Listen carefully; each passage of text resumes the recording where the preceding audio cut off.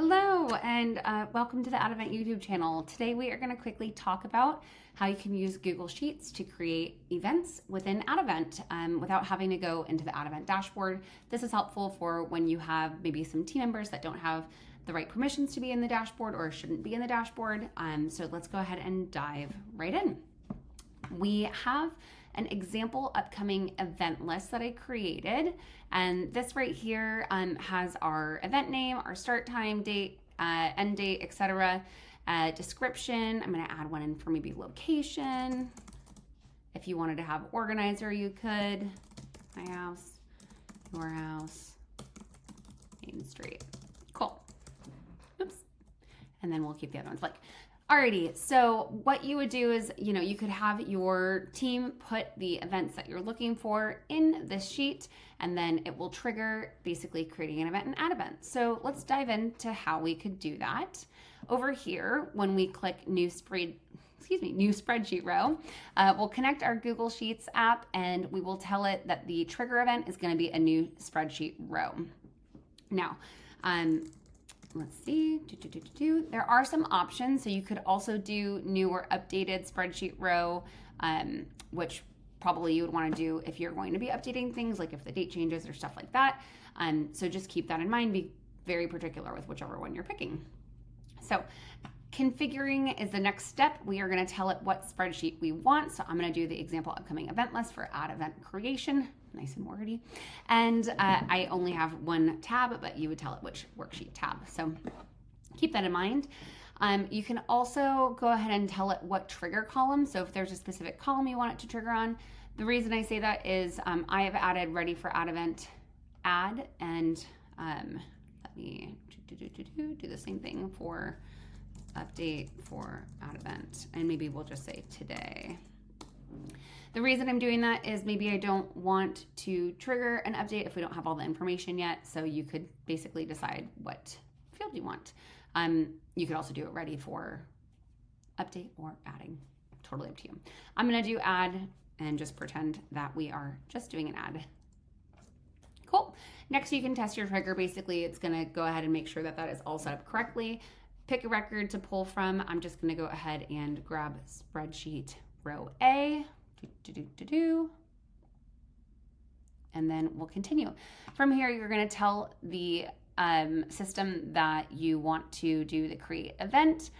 If you would like to update the event, you would have to do that in another trigger. So we can go ahead and just plan to do a separate one. Or if you wanted to add a step, you could do like a decision tree. Is it the update or add field if you've got that set up that way. Anyways, you will tell it what account you want. So I've connected our demo account here.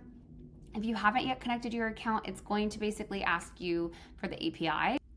And you can find the API information right down here on your account settings. The API token is this one. Go ahead and copy and paste that over to authenticate. Anyways, once you are in the configuration step for AddEvent, you will basically want to map all of your fields that you have in the sheet into AddEvent. So I'm going to go ahead and just remove this one right here. The title is going to be the title of your event. And in my example list, that is called event name. Name it as you please, obviously. So I'm going to do / and then grab the field that is event name. Now, I've already done that for the other fields. You're going to tell it what calendar you would like that to live on. So for me, this one is our example calendar that I've set up. And then the most important part is your start date and time and your end date and time. It will not work, obviously, without those. We need to know what time. And with the way that the event creation is set up for AddEvent, unfortunately, it's a little bit tricky, but don't worry, it's not too bad. You do just need to make sure that the start date and time and end date and time formats are ISO. So I've gone ahead and I will just show you really quickly the start field and end field. I've basically just created a second set of those. If your team is happy to put it in the ISO format, great. If not, if they're pretty comfortable instead with the classic start date, start time, let's go ahead and do that. And then you can just concatenate the fields and add a T in between to put it in ISO format. Please be careful and make sure that you have those fields in plain text. It was not working. It won't work if you have it in different formatting. So just things to keep in mind there. And I will link this sheet so that anybody who's looking for kind of just like an example sheet as a point of reference, you can go ahead and see how the formatting is all set up. Great. And jumping back into Zapier, basically here you got to set the time zone if it's an all-day event. If you are using recurring rule, you would put that in here. And then same thing for any other kind of any other recurring rule things that are done outside of AddEvent, you'll have to use, the formula for that. There's an example option here, but if you're doing reoccurring, I would probably recommend just doing that in the app or in a different way, since this reoccurring rule would be for any event created and you want to just not apply it for everything probably.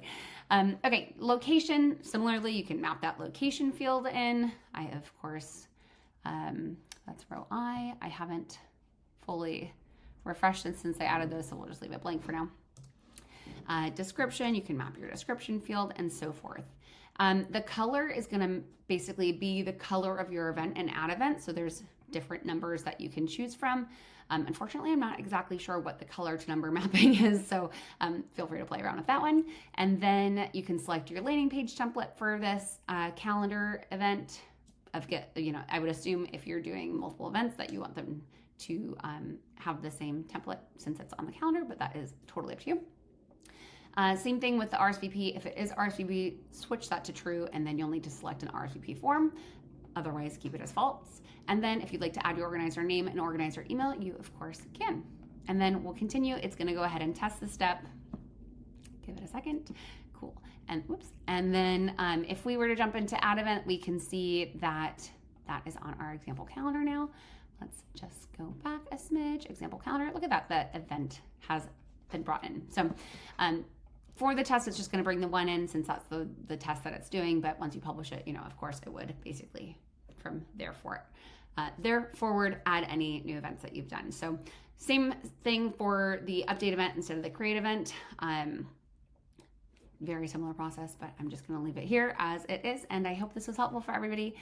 Enjoy creating your events with Zapier and AddEvent and Google Sheets. Thanks so much and have a great day. Bye.